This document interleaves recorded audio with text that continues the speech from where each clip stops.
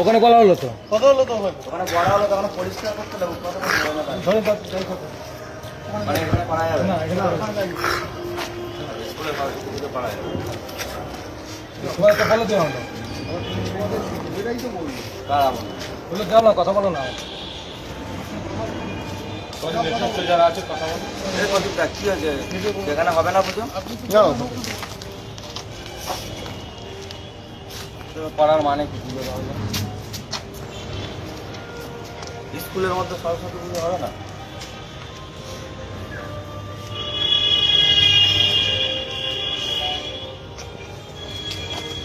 এখানে সমস্যাটা বিষয় স্কুলের বাইরেই তো হচ্ছে তোমার সাথে আমি কোনো কথা বলবো না আমি এখানে নগরের সংযোগে করবো তোমার সাথে কথা হবে যা বলো বলে দিই চারজন যারা কথা হলো স্কুল কর্তৃপক্ষ আপত্তি আছে স্কুলে যারা স্টুডেন্ট তারা তো করতে না স্টুডেন্টরা তো তোমার হিন্দু তো মাইনরিটি স্কুলে হিন্দু ছাত্র 20%, 80% হলো মুসলিম ছাত্র। এবার ম্যাডামকে আমরা বলার পরে মনে হয় মোস্ট প্রবাবলি স্কুলে মিটিং করেছিল বোর্ড মিটিং ন্যাচারালি যেটা হয় হিন্দু ছাত্র সংখ্যায় অনেক কম তারা মাইনরিটি তারা সিদ্ধান্ত পাস করতে পারে তার জন্য ওনাদেরকে নোটিশ করেছে যে স্কুল কর্তৃপক্ষ স্কুলের ভেতরে পুজো অ্যালাউ করবে যেহেতু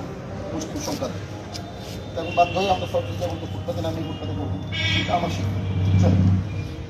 তাহলে ভাই ভাই হিন্দু মুসলিম ভাই ভাই বলতে হিন্দুরাই সবসময় কোঅপারেট করবে তাই তো ঠিক আছে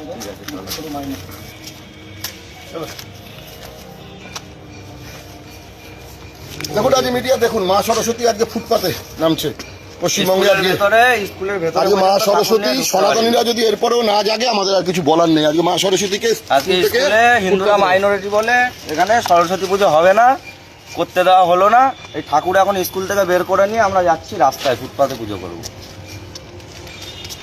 আজকে বাঙালি সনাতনী বাংলাদেশ না পাকিস্তান সেটাই মা সরস্বতী আজকে বাংলাদেশের কথা আমরা বলি পশ্চিমবঙ্গ কিছু পার্থক্য নেই মা সরস্বতী পশ্চিমবঙ্গ স্কুল থেকে বেরিয়ে ফুটপাতে আশ্রয় নিতে হচ্ছে আমরা ফুটপাতেই পুজো করবো এরপরে যদি সনাতনী হিন্দুরা না জাগে